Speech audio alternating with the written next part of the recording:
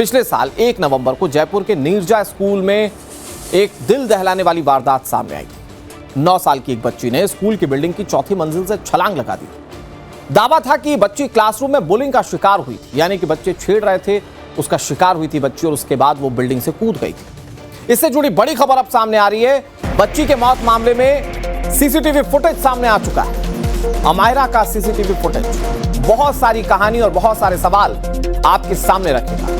School building से छलांग लगाने के पहले का वीडियो सामने आया। ये देखिए तस्वीरें, ये एक्सक्लूसिव तस्वीरें हैं। सीसीटीवी में पूरा क्लासरूम और यहां पर आप उस पूरे घटनाक्रम को देख सकते हैं। जयपुर के मानसरोवर इलाके की रहने वाली अमायरा नीरजा मोदी स्कूल में चौथी क्लास की छात्रा थी, लेकिन आरोप है कि क्लास में बुलिंग का शिकार वो हुई और उसके चलते एक 9 साल की बच्ची ने सुसाइड जैसा कदम उठा लिया था। मामले में पुलिस ने चार्जशीट दाखिल कर दी है, लेकिन अब तक सवाल का जवाब नहीं मिल पाया। सवाल यह कि आखिर उस दिन क्लासरूम में क्या हुआ था। अब यह सीसीटीवी फुटेज सामने आ चुका है, जिसके जरिए एक एक घटनाक्रम समझ में आपको आएगा। पहले यह सीसीटीवी फुटेज आप देखिए। से पहले क्लासरूम में आती है और बिल्कुल सामान्य दिखती है। कुछ देर बाद उसकी फ्रेंड क्लासरूम में आती है। अमायरा उससे मिलती है। दोनों के बीच एक नॉर्मल स्कूल इंटरैक्शन जैसा दृश्य दिखाई देता है। इसके बाद अमायरा डांस क्लास में जाती है। वो पार्टिसिपेट करती है, डांस करती है और पूरे समय एक नॉर्मल एक्टिव चाइल्ड की तरह दिखाई देती है। फिर अमायरा वापस क्लासरूम में आती है। कुछ बच्चे टेप जैसी चीज से खेलते दिखाई देते हैं। क्लासरूम में मटेरियल इधर उधर हैंडल होता दिखता है। सीजर जैसी चीज भी बच्चों के हाथों में दिखाई देती है। इसके बाद अमायरा के आगे बैठे बच्चे डिजिटल स्लेट निकालते दिखाई देते हैं। ये वही डिजिटल स्लेट है जो क्लासरूम में अलाउड नहीं होनी चाहिए थी। क्लासरूम के अंदर टीचर की मौजूदगी में बच्चे उसे निकालते हैं और उस पर कुछ लिखते दिखाई देते हैं। फिर वही डिजिटल स्लेट बार बार अमायरा को दिखाई जाती है। बताया जाता है कि जब बुलिंग की जा रही थी अमायरा की, तो वो जाकर टीचर से शिकायत करती है। इसके बावजूद टीचर जब कोई कड़े कदम नहीं उठाती तो बच्ची कूद कर अपनी जान दे देती। इस पूरे घटनाक्रम का सबसे अहम और अनसुलझा सवाल तो यही है कि आखिर उस डिजिटल स्लेट में लिखा क्या गया था। क्या जिसे दिखाकर बच्चे अमायरा को बुलिंग कर रहे थे वो था क्या, और उसके बाद क्या हुआ जब वो डिजिटल स्लेट अमायरा को दिखाई गई। ये वो सारे सवाल है, लेकिन वो ज़रा सीक्वेंस आप इस वीडियो के जरिए देखिए।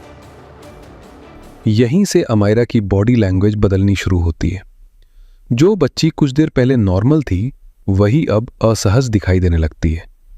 वो अपनी सीट पर बैठी है, लेकिन अब उसका ध्यान पढ़ाई पर नहीं है। उसके चेहरे और जेस्चर्स में परेशानी दिखने लगती है। वो अनकंफर्टेबल है, एम्बैरेस्ड है और उस सिचुएशन से बाहर निकलने की कोशिश करती हुई लगती है। कुछ बच्चे अमायरा के पास आते हैं। वे डिजिटल स्लेट को एक दूसरे को दिखाते हैं। उनकी बॉडी लैंग्वेज से ऐसा लगता है जैसे अमायरा को लेकर मजाक बनाया जा रहा हो। अमायरा इस दौरान बार बार डिजिटल स्लेट लेने की कोशिश करती दिखाई देती है। लगभग 1 घंटे तक ये सब चलने के बाद अमायरा पहली बार खुद क्लास टीचर पुनीता शर्मा के पास जाती दिखाई देती है। ये मोमेंट बहुत महत्वपूर्ण है। क्लास टीचर की सबसे अहम जिम्मेदारी यही होती है कि वो माहौल को समझे, बच्चों की शिकायतों पर ध्यान दे। लेकिन क्या अमायरा की शिकायत को क्लास टीचर पुनीता शर्मा ने सुना, और अगर सुना तो क्या किया? अब आप खुद उस सीक्वेंस को देखिए जब अमायरा क्लास टीचर के पास जाती है, शिकायत करती है, लेकिन होता कुछ नहीं।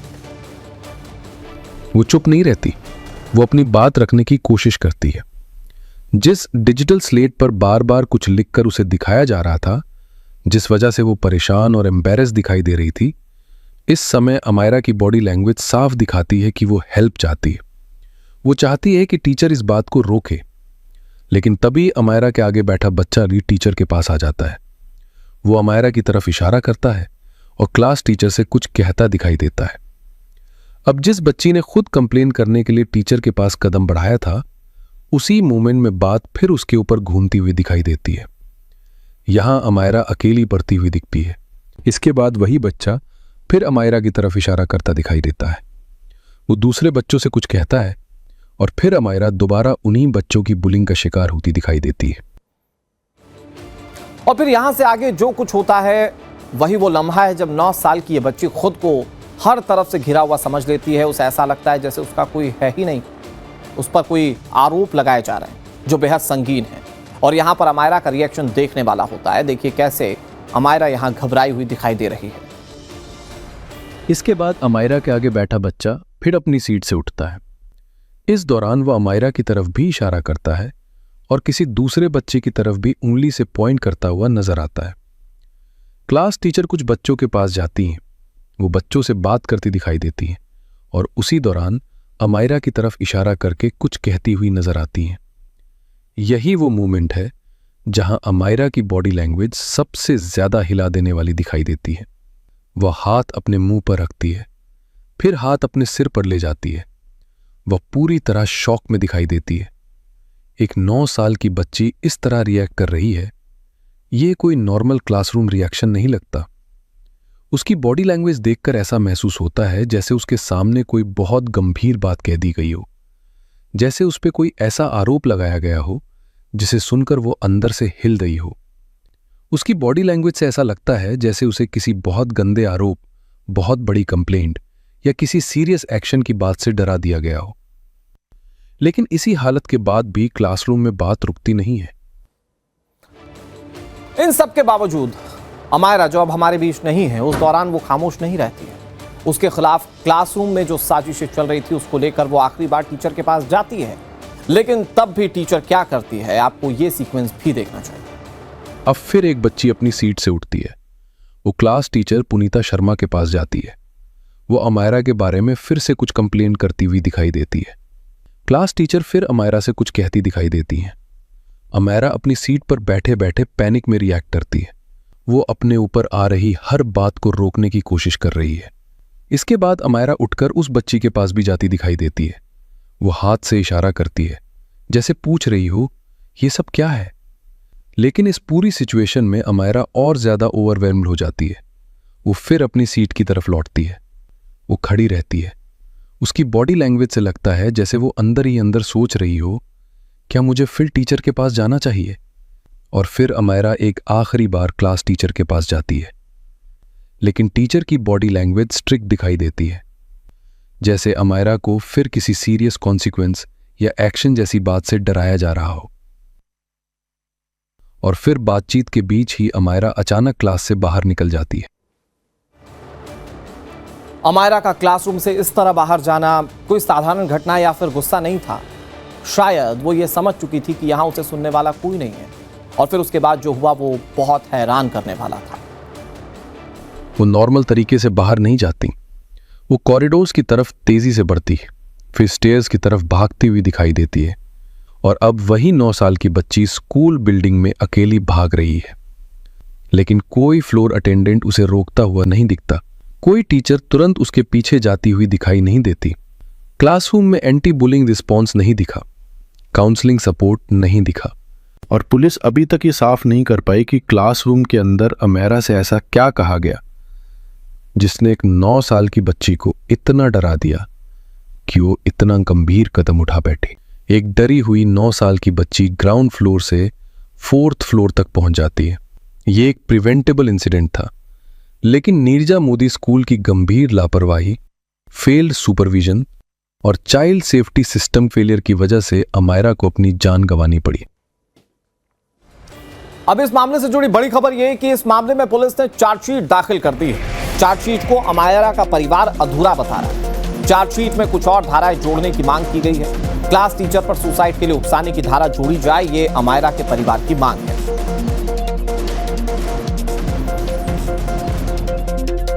लेकिन हमारा यह मानना है कि ये चार्जशीट अभी भी अधूरी है, क्योंकि सीसीटीवी फुटेज और पूरे घटनाक्रम से साफ होता है कि अमायरा क्लासरूम में विजिबल डिस्ट्रेस थी। वह बार बार क्लास टीचर पुनीता शर्मा के पास जा रही थी, अपनी बात समझाने की कोशिश कर रही थी, लेकिन उसके बाद भी उसे कोई प्रोटेक्शन या काउंसलिंग नहीं दिया गया। इसलिए हमारी मांग यह है कि पुनीता शर्मा के खिलाफ अबेटमेंट टू सुसाइड की धारा जोड़ी जाए। साथ ही जेजेस एक्ट जो सेक्शन 75 है, केवल क्लास टीचर तक ही सीमित नहीं रहना चाहिए। प्रिंसिपल इंदु दुबे और स्कूल के जो ऑनर है सौरभ मोदी, उन पे भी लगना चाहिए, क्योंकि स्कूल प्रीमाइसेस में चाइल्ड सेफ्टी, सुपरविजन, प्रोटेक्शन और वेलबींग की जिम्मेदारी स्कूल मैनेजमेंट और प्रिंसिपल की भी होती है। अमायरा के पिता क्या सवाल उठा रहे हैं वो आपने सुन लिया। अमायरा के पिता इस वक्त हमारे साथ इस पूरे मामले पर बातचीत करने के लिए लाइव जुड़ गए हैं। लखबीर हमारे साथ जुड़ गए हैं, हमारे सहयोगी। मैं अमायरा के पिता का टाइम्स नाउ नवभारत से बातचीत करने के लिए पहले अग्रिम धन्यवाद दे देता हूं कि ये बहुत मुश्किल वक्त है, लेकिन जिस तरह से आप आवाज़ बुलंद कर रहे हैं, हम कम से कम आपके साथ खड़े हैं ताकि ये आवाज़ जो वाजिब है, जहां सवाल उठने चाहिए, वो आवाज़ प्रशासन तक और सरकार तक पहुंचे। सर, मेरा सबसे पहला सवाल ये है कि आप लोगों ने चार्जशीट को अधूरा बताया है, आपको क्या इसमें अधूरा लग रहा है? पुलिस की जो अब तक की कार्रवाई है, जिसमें कि पुलिस ने जो कुछ पाया और चार्जशीट में लिखा है, उसमें आपको क्या अधूरा लगता है? कहां पुलिस ने लैप्स छोड़ दिए? हमने नवंबर 3 को और नवंबर 10 को सीसीटीवी फुटेज देखा था जी। क्लास टीचर और पुलिस के सामने। उसी के बाद में देखने बाद में हम जब हमारा परेशान होकर जा रही थी क्लास टीचर से, हम वहीं पूछ रहे थे कि क्या बोला गया है। टीचर के पास कोई जवाब नहीं है कि बच्चे मुझे परेशान कर रहे हैं। 4 सेकंड की बातें बोलती थी। हमने उसके बाद में पुलिस से लगातार संपर्क किया कि सर आप इनको कस्टडी में लीजिए और ये सब बता देंगी। पुलिस ने 8 महीने के बाद में 3 आयु बदलने के बाद भी आज तक ये नहीं पता कर पाई कि उस अमायरा को बोला क्या गया था या उस डिजिटल स्लेट पे क्या लिखा गया था। और जो बच्चों के उन्होंने बयान लिए हैं वो सारे एक A4 शीट पे लिए हैं, प्रिंटेड हैं, सारे कॉपी पेस्ट है, एक जैसे बयान है सभी बच्चों के जी। और जो धाराएं जोड़ी गई हैं वो टीचर पे जोड़ी गई हैं, क्लास टीचर पे JJ 75 और नेग्लिजेंस। जब से हम शुरू से कह रहे हैं कि इसमें अबेटमेंट टू सुसाइड का मामला है। अबेटमेंट टू सुसाइड में सिर्फ यही नहीं होता कि अमायरा जाके कूद जा, उसके अंदर विलफुल नेग्लेक्ट भी होता है कि आपने जानबूझ के अपनी ड्यूटी नहीं निभाई, आपने जानबूझ के एक डिस्ट्रेस बच्चे को क्लास से बाहर जाने दिया, उसकी बात नहीं सुनी, उसको आपने थ्रेटन किया। कोई ना कोई ऐसी बात अमायरा को बोली गई है क्लास टीचर द्वारा कि आज अमायरा तू घर नहीं जाएगी, आज तेरे को प्रिंसिपल के पास लेके जाऊंगी और तेरे माँ बाप को बुलाऊंगी और तेरा रेस्टिगेशन होगा। कुछ ना कुछ ऐसी बात है। मैं रोक रहा हूं आपको, मैं ये जानना चाह रहा हूं कि अभी तो मामला सब कुछ इन्वेस्टिगेशन के पार्ट में है और पुलिस, अब चूंकि ये सीसीटीवी फुटेज सामने आ चुका है और उसमें एक बहुत वाइटल रोल दिखता है क्लास टीचर का, जो आप मांग उठा रहे हैं, उस संदर्भ में हो सकता है कि पुलिस आगे इन्वेस्टिगेशन करे। लेकिन सर, मैं थोड़ा सा पीछे जाकर, जिस दिन अमायरा ने ये कदम उठाया था उसके बाद आप स्कूल पहुंचे होंगे, स्कूल की तरफ से क्या बताया गया? क्या बातें हो रही थी क्लासरूम में और कैसे अचानक अमायरा इतना बड़ा स्टेप ले लेती है? स्कूल की तरफ से क्या बताया गया था आपको? 1 तारीख को मेरे पास 1:08 पे फोन आया जी कि अमायरा की थोड़ी चोट लग गई है, हॉस्पिटल पहुंची है। घटना हुई है 12:27 पे। फोन आता है 1:08, 45 मिनट बाद में। जैसे हम हॉस्पिटल पहुंचते हैं सारे स्कूल वाले वहां से भाग जाते हैं अमायरा को छोड़ के। अमायरा जब तक उसकी पूरी बॉडी फूल चुकी थी वो नहीं थी उस समय, वो हमें दिख गया था, उसको देखते ही वो नहीं है। स्कूल ने सबसे पहला काम क्या किया, सारा जहां हमारे गिरी थी वो धो दिए, पुलिस को 2 घंटे तक अंदर नहीं आने दिए, एजुकेशन डिपार्टमेंट के लोगों को अंदर नहीं आने दिया। तो इतना बड़ा हादसा हो गया, उसके बाद भी स्कूल इतना रसूखदार है, इतना अपने आप को पावरफुल समझ के बैठा कि उसने पुलिस तक को अंदर नहीं आने दिया। तो हमें कहीं ना कहीं लगता है कि पुलिस पर दबाव बनाया गया है, कहीं ना कहीं इस वजह से चार्जशीट इतनी तो क्या कमजोर है। अमायरा के इस तरह के कदम उठाने के बाद आपसे स्कूल प्रशासन ने कोई बात नहीं की, कोई 8 क्लियरिफिकेशन महीने नहीं किया? हो गए सर, 8 महीने हो गए, एक मैसेज तक नहीं आया, कॉन्डोलेंस का मैसेज तक नहीं आया प्रिंसिपल ओनर के द्वारा कि आपकी बच्ची के साथ ऐसा हो गया, हमारी क्लास की बच्ची थी, हम उसके लिए सॉरी फील करते हैं। आप सोचिए, इतनी भी जिम्मेदारी नहीं बनती उनकी कि एक बच्चा जो आपकी कस्टडी में है, आप लोगों पेरेंटिस की भूमिका निभा रहे हैं, पेरेंट की आप जिम्मेदारी वहां पूरी कर रहे हैं, क्योंकि हम वहां पे नहीं देख सकते हमारे बच्चे के साथ क्या हो रहा है। आपने उसको सेफ नहीं फील कराया, सेफ्टी सबसे इंपॉर्टेंट होती है, आपने उस पे उसको कायम नहीं रखा और बच्चे को ऐसे डिस्ट्रेस घूमने दिया और वहां से गिर गई। सर, एक चीज और बताइए, तो आपसे तो स्कूल प्रशासन ने कोई बात नहीं की, संभवतः क्लास टीचर ने भी कोई बात नहीं की होगी कि क्या हुआ था वहां पर। क्या पुलिस ने ये जानने की कोशिश की कि लास्ट टाइम पर क्या हुआ था क्लासरूम के अंदर? क्योंकि अब तो सीसीटीवी फुटेज है और अब तो सब सवाल पूछेंगे, लेकिन जब इन्वेस्टिगेशन पुलिस की बढ़ रही थी, क्या पुलिस ने ठीक से इंटरोगेट किया था इस पूरे मामले में? सर नहीं किया, क्योंकि सीसीटीवी फुटेज पहले दिन से पुलिस के पास में है और क्लास टीचर को बुलाया गया था, हमारे सामने पूछताछ करी गई थी। क्लास टीचर के 4 ही शब्द थे कि अमायरा ने मुझे बोला कि मुझे परेशान कर रहे हैं, मुझे पढ़ने नहीं दे रहे, ये बच्चे बैड वर्ड यूज कर रहे हैं। हमने कहा कि मैडम ये आपसे 1.5 मिनट तक की बात कर रही है, कुछ तो बोल रही होगी।